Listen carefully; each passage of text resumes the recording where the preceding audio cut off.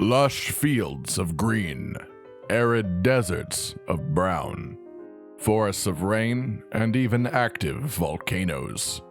These are all perfect examples of the instinctual habitats of a creature known to all hunters as the Aptonoth. And yet, in these lands surrounding the quaint and peaceful village of Kamura, the Aptonoth are suspiciously aptonot. At a glance, you may think this was always the case. After all, it's easy to assume that if a creature is not in an area right now, that it never was native to that area. But that is not the case. Aptonoth are like the common fly. Give them the right habitat, give them nutrients, and they'll multiply faster than a room full of rabbits listening to Barry White. In our history, traveling the beautiful planet of ours, in the old world, in the new world, and now in Kamura. This is the only place habitable by Aptonoth, but not currently habited. It wasn't always this way. Once the land was full of them, brimming with Aptonoth. If anything, there were too many. Have you ever tried to hunt a monster in a zone with 10 Aptonoth in it? Shit's whack. Then, many years ago, a visitor approached Kamura from the harbor. A simple trader by the name of Rondine. Rondine, what happened to the Aptonoth? What? I don't know. Who are you? When asked for her comments, Rondine had no defense. The truth is, she, in combination with Yamogi, created the most accidentally efficient method of hunting an entire species to extinction. And they didn't even know it. Yamogi could make food so insanely powerful to the taste buds that it would straight up make you stronger for a period of time.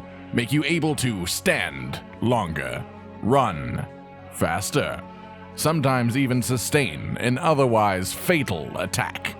She will only do this, however, in return for a dongo ticket. You get these dongo tickets by giving various things to Yamogi to cook, and the simplest option is, of course, raw meat. One of Rondine's staples of trading is a slab of raw meat. Some may think that this could be any raw meat, but if you know a good cut of meat when you see one, then you know what an Aptonoth steak looks like. Upon visiting initially, Rondine, of course, had her own storage of Aptonoth meat. But after it dwindled down, she found the hunters still purchasing her meat at unsustainable levels. Rondine did as any good businesswoman would. She made the supply equal the demand.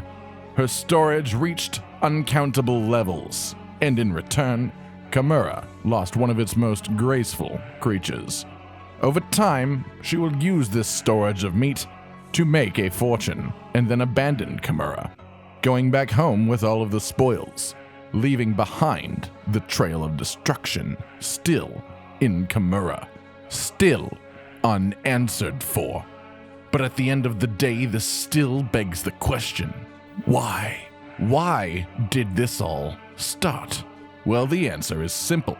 Rondine didn't just come from anywhere. She was sent. And she wasn't just sent by anyone, no. She was sent by a being of pure hatred. Someone full of such malicious intent that the only thing that could possibly satiate their appetite is the extinction of the poor, innocent, helpless Aptonoth. Don't let the cycle continue.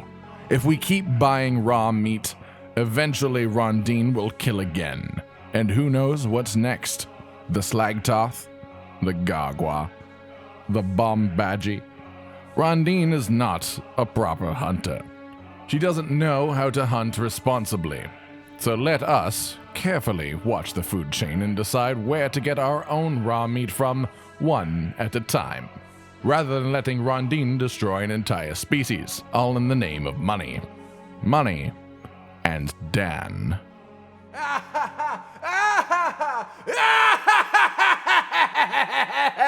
Hi, I'm Dan. Josh, Cotton, and Hollow with the videos, dropping the humor like a hammer on your tippy toes, bringing entertainment on a daily arrangement to take our insanity and turn it into entertainment. Yes, I said entertainment twice, to reiterate that it is nice to look into your faces on a mostly daily basis when you let us in your homes to make the whole world a stage. Goodbye.